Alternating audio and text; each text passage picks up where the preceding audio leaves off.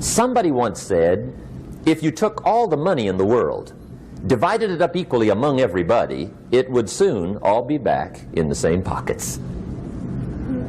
Incredible. Success is something you attract, not something you pursue. Success is looking for a good place to stay. So instead of going after it, you work on yourself. Personal development.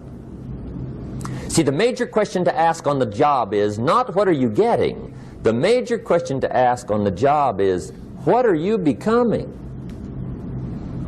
See, the big question is not what am I getting paid here. The big question is what am I becoming here? Because true happiness is not contained in what you get. Happiness is contained in what you become. So that's our major subject for tonight, personal development. Of all the assignments Mr. Schoaf gave me at age 25, this was probably the most difficult. In fact, I'm still working on this one. I think it's an unending challenge to see what you can become. The next subject is called Basic Laws. And it's good to study the basics. And I call these basics primarily because they come from the Bible. Now, I'm not a theologian or a minister, and that'll be apparent. But Mr. Schoaf taught me that the Bible was a good textbook for ideas and stories and success equations, how to live the better life. I found out that was true. He also taught me that the Bible is as practical as it is spiritual, and I found out that's true. If you look at your bank account and your income and you're not happy, there are several places in the Bible to check to see what the heck's wrong so you can make the changes. And we're going to cover some of those tonight, called basics. Okay, the next subject is my favorite, setting goals. Mr. Schoaf taught me how to set goals. What a favor that was. One morning at breakfast, shortly after I met him, he said, Jim, let me see your current list of goals and let's go over them and talk about them. He said, maybe that's the best way I can help you get a better direction started. And I said, I don't have a list. He said, well, is it out in the car or home somewhere? I said, no, sir. I don't have a list anywhere. He said, well, young man, that's where we got to start. He said, I can tell you right now, if you don't have a list of your goals with you, he said, I can guess your bank balance within a few $100s. Which he did. And that got my attention. I said, you mean my bank balance would change if I had a list of goals? He said, drastically. That day I became a willing student how to set goals. And sure enough, learning how to set goals changed my life. And I often wondered why no one had ever taught me how to set goals up until age 25. I went to high school, but if they offered it, I missed it. I went to college for a year, never heard it. I worked for Sears. Really. And to my knowledge, Sears never taught it. Right? How to set goals. So here I am, age 25, married, my family's starting, I've been to college, I'm working, and I still don't know how to set goals. But fortunately, when I was 25, I met the man who taught me how, and it revolutionized my whole life. Economically, socially, personally, it's incredible. So I want to share with you tonight what Mr. Schoaf shared with me, how to set goals. It can be a life changer. Okay, the next subject is the negative part of the seminar. Life is part negative, so we got to talk about the negative. And this subject is called diseases of attitude. Diseases of attitude. There's a lot of things that can wreck your chances to do well. We live in a rather dangerous world, so you got to be not only wise, you got to be careful.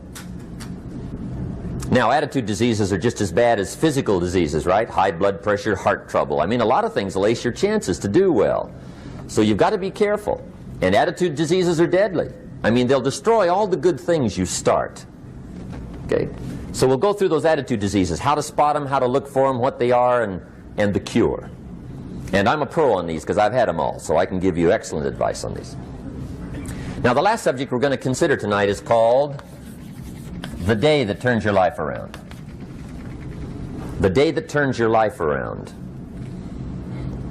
And under this subject, we're going to talk about the emotions that can change your life. Human beings are emotional creatures. And emotions are powerful for life change. Now, of course, emotions are so powerful they can go either way on you. Emotions can either build or destroy. So you really have to employ emotions properly. We call civilization the intelligent management of human emotions. If you can intelligently apply your emotions in the right direction, no telling what can happen. Could turn your life around one day would be sufficient. So we'll talk about those. Okay. Now that's a lot to cover in one evening, but we'll keep at it here and see if we can't get it all done. I'd like to have you now jot down the theme of the seminar. Every seminar should have a theme, I guess. We've got one. It's on some of our literature if you happen to notice it, but if you didn't, for your notes, here it is. The theme of the seminar goes like this: the major key to your better future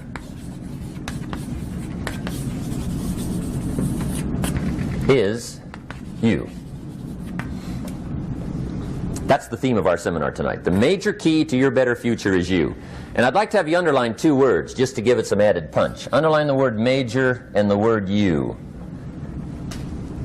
so that it reads, the major key to your better future is you. Now my first suggestion is transfer this to a card or something where you can put it up, where you can see it every day. Preferably put it up where you can see it at the beginning of the day, before you go off to put the day together. This is a good phrase just to glance at, to keep in mind as you're putting the day together. It's called the silent seminar. If you'll just let this talk to you during the day, I found it to be tremendously helpful. The major key to your better future is you. For a big share of my life now, I didn't have this one quite figured out. Among a lot of things I didn't have quite figured out. Many things used to puzzle me back in those early days. I used to wonder why two people could work for the same company, one make twice as much money. Now see, that used to puzzle me. And maybe they were the same age, graduated from the same school, live in the same community, work for the same company, with the same products and the same services. They've got the same traffic, the same problems, and one makes $1,000 a month, the other one makes $2,000 a month. Now that was my puzzling question. Why would this long list be the same and the money twice as much? I asked, what's the difference between $1,000 a month and $2,000 a month? And I don't mean $1,000 a month, right? I could figure that out. But what makes the difference? Why would one person do twice as well, 3 times as well? Speaking economically. Now I know there's more than one way to do well. I understand that. But in this little narrow area called compensation, what's the difference? Well, back then, with my faulty thinking, I'm trying to reason it out. I thought, well, maybe time makes some of the difference, right? Some people do better because they have more time. I used to say, Harold ought to be able to do well. He's got a lot of time. If I had all of Harold's time, I could do well. Now, that's got to be dumb, right? Number one, you can't get somebody else's time. A guy says to me one time, he says, you know, if I had some extra time, I could make some extra money. I said, then forget it. There isn't any extra time. Hey, when the clock strikes 12 midnight, that about wraps it up, right? I mean, you can look around the gongs there for a little more, but it's over. You say to the guy, what are you doing? He says, I'm looking for extra time. See, they'll come and take you away, right? There isn't any more time. Now, if you can't get more time, which you can't, what could you get more of that would make a difference in economic results? And here's the key word. Make it a part of your notes. We're going to consider it tonight. The word is value. And I have a little phrase for your notes. Value makes the difference in results. Value makes the difference. You can't get more time, but you can create more value. Now here's the first lesson of economics. Everybody should learn it from the time they're old enough to understand what a dollar means, how to earn one, how to get one, how to keep one, what to do with it. First lesson of economics. We primarily get paid for value. That's lesson 1. Bringing value to the marketplace, that's how you get paid. You don't get paid for the time. I know it takes time to bring value to the marketplace, but you get paid for the value, not the time. Now, since that's true, here's one of the key questions of the evening. Is it possible to become twice as valuable at the marketplace and make twice as much money in the same time? Could you become 3 times as valuable? Make 3 times as much money in the same time? Is that possible? The answer is yes, if. And it's always if, right? Life is known as the big if. Harry Truman once said, life is iffy. How true. And here's the big if we're going to consider it tonight. It's possible to do much better at the marketplace if you go to work primarily on yourself. And that's the theme of our seminar tonight. Learning to work primarily on yourself. People have asked me for the last 24 years, how do you develop an above average income? And the answer is, become an above average person. Develop an above average handshake. Some people want to be successful, they don't even work on their handshake. As easy as that would be to start on. They let it slide, they don't understand. Develop an above average smile. Develop an above average excitement. Develop an above average interest in other people. Develop an above average intensity to win. See, that'll change everything. Probably one of the most frustrating experiences in life is looking for an above average job with above average pay without becoming an above average person. It's called frustration.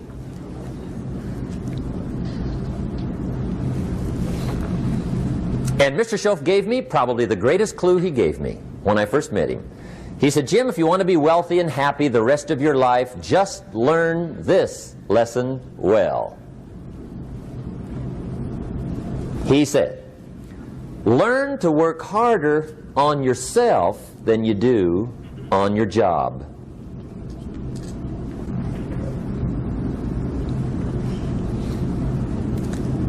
Then Mr. Schoaf gave me probably one of the most important clues among so many things he taught me, but this was in those early days. Mr. Schoaf was very kind, but he was also very abrupt. And he had these interesting questions to ask. I'm giving him a little rundown one day on how things hadn't worked out for me. He said, Mr. Rohn, I've got the answer for you if you will listen carefully. And listen carefully I did that day and for the next 5 years. If somebody's wealthy and happy, you gotta listen. He said, Jim, I've only known you a short time.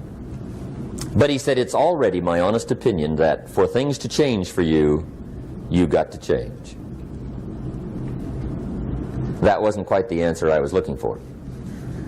But that's the answer he gave me, and I pass it along to you on this warm summer evening in Anaheim, California, 1981. For things to change for you, you've got to change. Otherwise, it isn't going to change. Before I met Mr. Schoaf, I used to say, I sure hope things will change. Right? That seemed to be my only hope. If it isn't going to change, I'm in serious trouble. And then I discovered it isn't going to change, so I'm in serious trouble.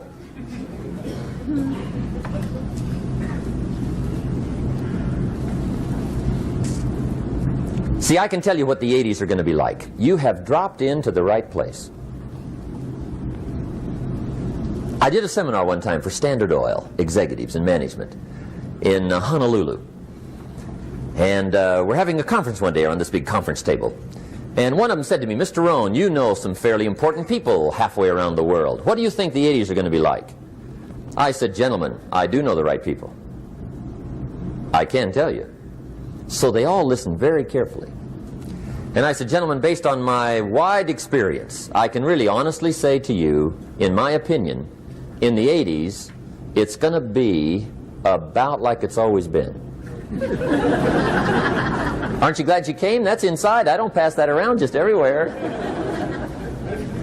Now, of course, I said that to make a point, but I also said it because it's accurate. It's going to be about like it's always been. It isn't going to change. The tide comes in, and then what? It goes out. For 6,500 years that we know of, recorded history, and probably long before that. So it is not going to change. It gets light, and then what? It turns dark. 6,500 years. See, it's not likely to change. And we're not to be startled by that. If the sun goes down, the guy says, "What's happened? What's happened?" It means he hasn't been here long, I guess, right? It always goes down about this time. The guy says, "Well, I don't like that arrangement." Well, you got to talk to somebody besides me, right? It gets light, then it turns dark. In rotation, the next season after fall is what? Winter. Pray tell, how often does winter follow fall? Every year regularly for the last 6,500 that we know of. See, it is not going to change. Now, some winters are long, and some are short, and some are hard, and some are easy, but they always come right after falls. It isn't going to change. Sometimes you can figure it out, sometimes there's no way to figure it out. Sometimes it goes well, sometimes it gets in a knot. Sometimes it sails along, sometimes it gets in reverse. See, that's not going to change. The last 6,000 years reads like this: opportunity mixed with difficulty. That's how it reads. It isn't going to change. The man says, "Well, if it isn't going to change, how will my life ever change?" Answer, when you change. And whether I'm talking to high school kids or business executives, my message is always the same. And it goes like this: the only way it gets better for you is when you get better.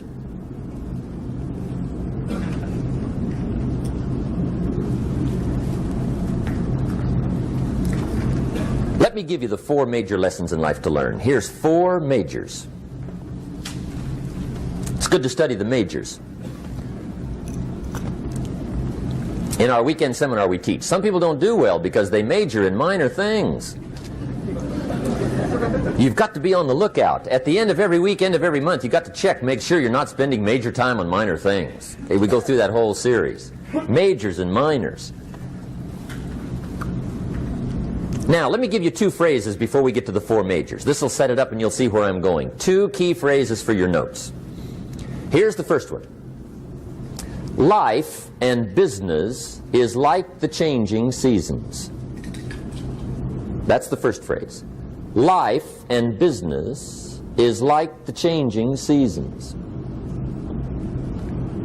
One of the best ways to describe life, it's like the seasons.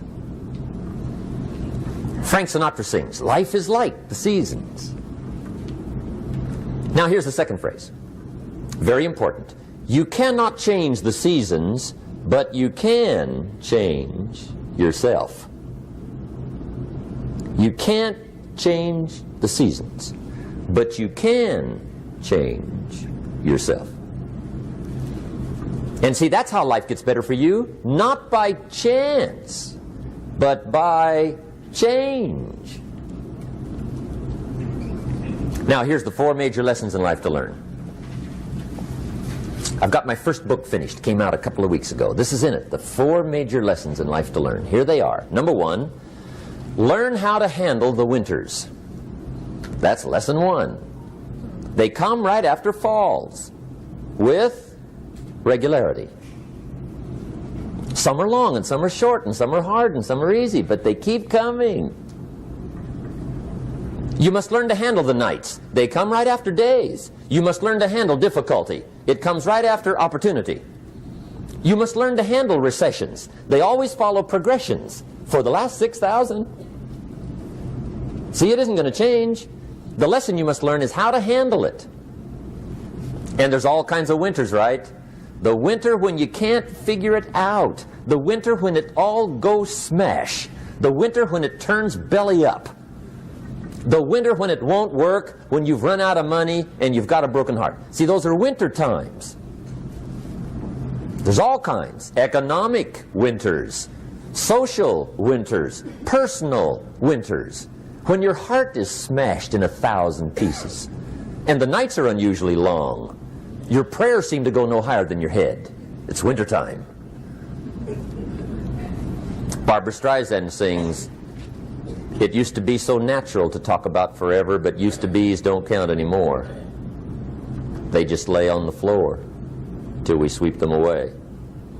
You don't sing me love songs, and you don't say you need me, and you don't bring me flowers anymore.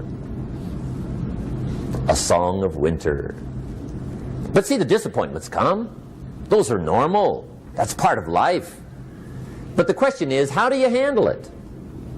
How do you handle the coming winters and the disappointments and the down times? Well, you can't get rid of January by tearing it off the calendar.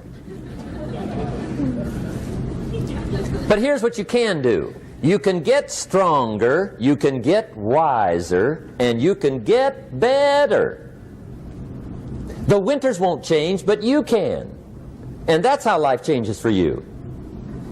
See, before I understood, when it was winter, I used to wish it was summer. I didn't understand. When it was hard, I used to wish it was easy. I didn't know. And then Mr. Schoaf gave me a part of his very unique philosophy when he said, "Don't wish it was easier, wish you were better." See, that triggered my whole life change. Don't wish for less problems, wish for more skills. Don't wish for less challenge, wish for more wisdom. That's the key. So that's lesson 1, learn how to handle the winters. Here's lesson 2, learn how to take advantage of the spring. That's the second one. Spring is called opportunity. And spring follows winter. What a great place for it. If you were going to put it somewhere, that'd be the place to put it, right after winter. And pray tell, how often does spring follow winter? Every year with regularity, 6,000. You can almost count on it. See, opportunity always comes. Days follow nights. Isn't that terrific? Opportunity follows difficulty. But here's what you must learn to do. Underline these 2 words in that key phrase. Take advantage. Underline those 2. You must learn to take advantage of the spring. See, just because spring rolls around is no sign you're going to look good come fall. You got to do something with it. In fact, you have to get good at one of 2 things in life. Planting in the spring or begging in the fall. Or get somebody to do it for you. See, those are about the only alternatives. Now here's what else you must do. Take advantage of the springs quickly, because there's only a few. Just a handful of springs have been handed to each of us. They don't come forever. Life is fairly brief. So you got to read every book you can get your hands on what to do with your springs while they're here. And take advantage, they soon run out. The Beatles wrote, "Life is so short." And for John Lennon, it was extra short. But life is brief. Elton John sings, "She lived her life like a candle in the wind." It's brief. So whatever you're going to do with your life, you got to get at it. Don't just let the springs pass. Here's the third major lesson in life to learn. Learn how to protect your crops all summer. You got to take care of what you start. Sure enough, as soon as you've planted your garden in the spring, the busy bugs and the noxious weeds are out to take it. And here's the next bit of truth. They will take it unless you prevent it. And that's the third major skill to learn. You've got to learn to prevent the intruder from taking all the good you start. It's one of the challenges. Here's 2 key phrases under number 3.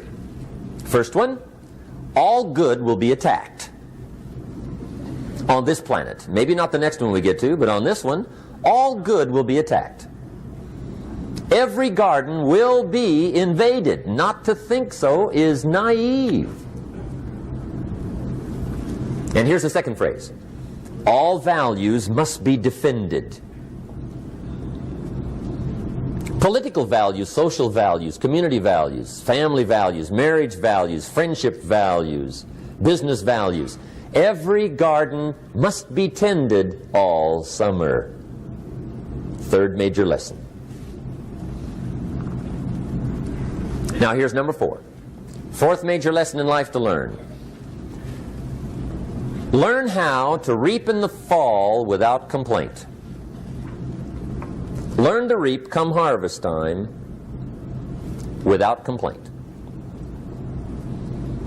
Take full responsibility for what happens to you. It's one of the highest forms of human maturity, accepting full responsibility.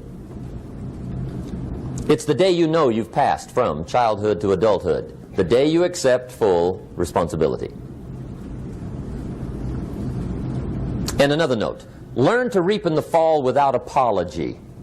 Without apology if you do well, and without complaint if you don't. That's maturity. I used to have that long list of reasons why I wasn't doing well. To explain. You got to explain, right? Otherwise you're going to look bad. I used to have this funny list called Reasons for Not Looking Good.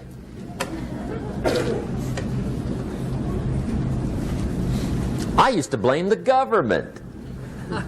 I mean, you can believe that or not. It was at the top of my list. I had a lecture second to none. The government. That was on my list. I used to blame taxes. Look what you got left after they take everything. And they expect you to do well. That was on my list there. Prices, that one's easy, right? You walk into the supermarket with $20, come out with a little half bag. So I had that on my list. I used to blame the weather. I blamed the traffic. I used to blame my car. I blamed the manufacturers. I used to blame the company. I blamed company policy. I used to blame the training program. I blame my negative relatives. They were always putting me down. I blame my cynical neighbors. They're just selfish, looking out for themselves. Won't loan you money? They were on my list.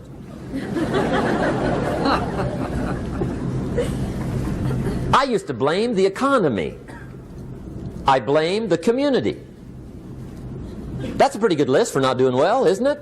I thought it was good. I'll never forget one day, Mr. Schoaf was very kind, but he was also very blunt. And this was no exception. And I'm glad he was blunt. There's a lot of things I'd have missed if he hadn't have been blunt. One day, with sort of a curious look on his face, he said, "Jim, just out of curiosity, tell me, how come you haven't done well up until now?" Excellent question. I thought, well, so I won't look too bad, I'll go through my list. And this list I just gave you, I put that on him. And he was very patient. He let me go through the whole thing, the government, the weather. I went through this whole thing. When I finished, he looked my list over very carefully. He said, "Mr. Rohn, big problem with your list. You ain't on it." How brilliant.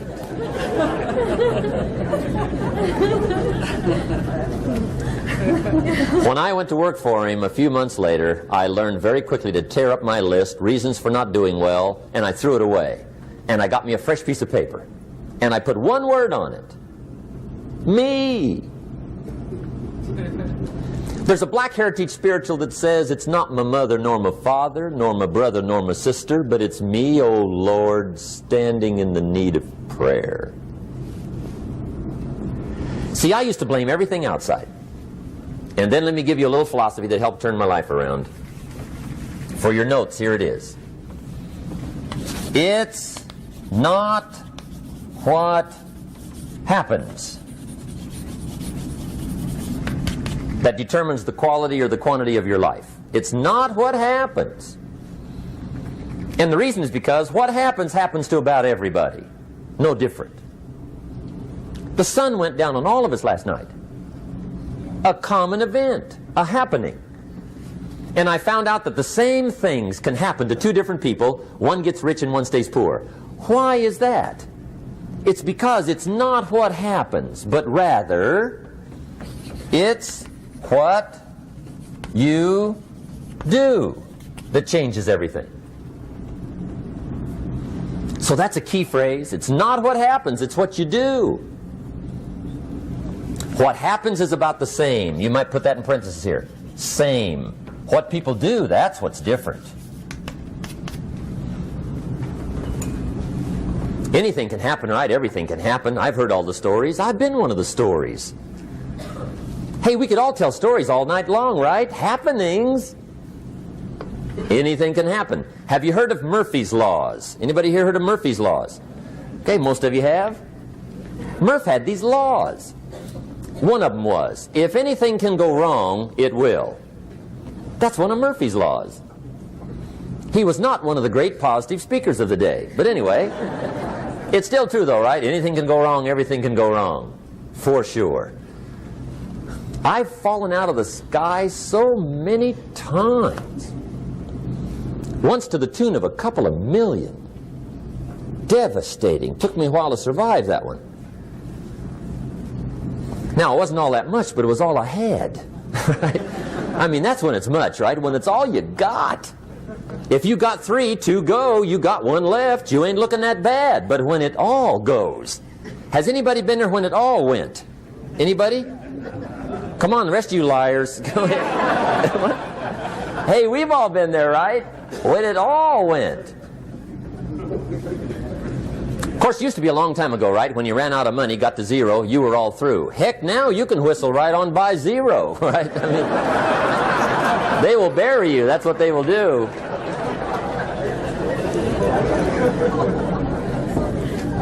But see, those are the happenings, right? Everything can happen. Anything can happen. But it's not the happenings. It's what you do about it. Somebody says, yeah, but you don't understand the disappointments I've had.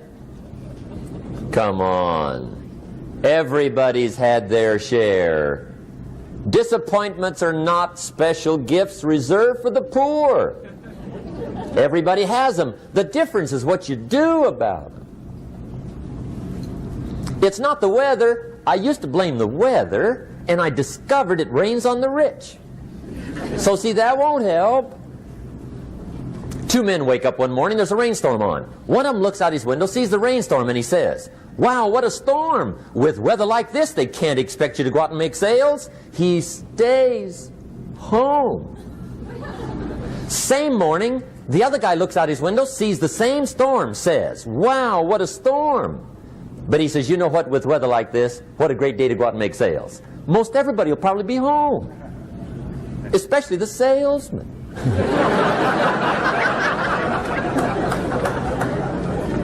See, that's the difference in how your life works out. It's not what happens, it's what you do. So here's one of the key questions of the evening. Starting tomorrow, what are you going to do that'll make a change in your life's direction?